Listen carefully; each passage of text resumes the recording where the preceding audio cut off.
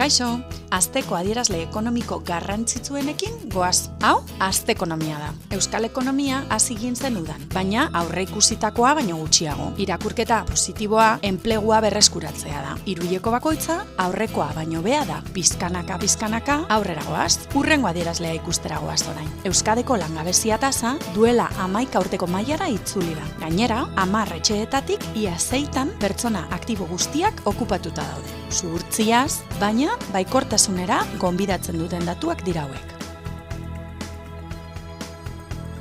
Azkenik, euskal enpresek inoiz baino gehiago saldu eta erosi zuten abuztua. Dena den, esportatutako eta importatutako kopuruak ez ziren hainbeste izan. Petroleoaren eta gasaren prezioagatik prezio altuagoetan saldu eta erosi baitzen. Hurrengora arte!